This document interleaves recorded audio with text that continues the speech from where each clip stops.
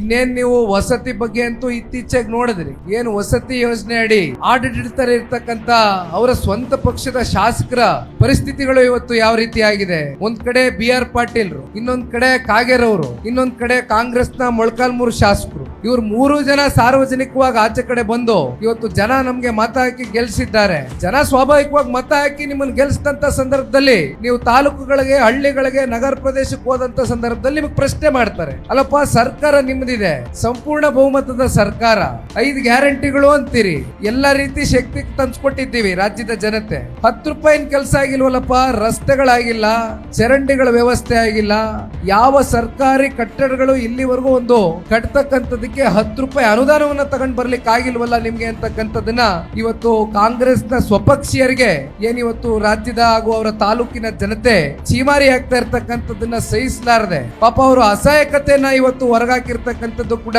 ಹಲವಾರು ನಿದರ್ಶನಗಳನ್ನ ನಾವು ನೋಡಿದ್ದೇವೆ. ಅದರಲ್ಲಿ ಪಾಪ BR ಪಾಟೀಲ್ರು ನಮ್ಮ ಪಕ್ಷದಲ್ಲೇ ಇದ್ದಂತವ್ರು, ಸಿದ್ದರಾಮಣ್ಣ ಅವರು ನಮ್ಮ ಪಕ್ಷ ಬಿಟ್ಟು ಹೋದಂತ ಸಂದರ್ಭದಲ್ಲಿ ಪಾಪ ಅವ್ರನ್ನೆಲ್ಲ ನಂಬ್ಕೊಂಡು ಹೋದಂತವ್ರು 7 ಬಾರಿ 8 ಬಾರಿ ಶಾಸಕರಾಗಿರ್ತಕ್ಕಂಥವ್ರು. ಅವರು ಕೂಡ ಪಾಪ ಹೇಳ್ತಾರೆ, ಈ ವಸತಿ ಯೋಜನೆ ಅಡಿ ಸಂಬಂಧಪಟ್ಟಂತ ಮಂತ್ರಿಗಳನ್ನ ಹೋಗಿ ಭೇಟಿ ಮಾಡಿ ನಮಗೆ ಮನೆಗಳನ್ನ ಕೊಡಿ ಅಂತಕ್ಕಂಥದ್ನ ನಾವು ಮನವಿಯನ್ನು ಸಲ್ಲಿಸಿದಂತ ಸಂದರ್ಭದಲ್ಲಿ ನಮಗೆ ಯಾವುದೇ ರೀತಿ ಸರ್ಕಾರದ ಕಡೆಯಿಂದ ಆಗ್ಲಿ ಅಥವಾ ಸಂಬಂಧಪಟ್ಟಂತ ಮಂತ್ರಿ ಕಡೆಯಿಂದ ಆಗ್ಲಿ ಇವತ್ತು ಆ ಮನೆಗಳನ್ನ ಕೊಡ್ತೇವೆ ಅಂತಕ್ಕಂಥದ್ರ ಬಗ್ಗೆ ಇಲ್ಲಿವರೆಗೂ ಒಂದು ಮಾತು ಕೂಡ ನಮ್ಗೆ ಹೇಳಿಲ್ಲ.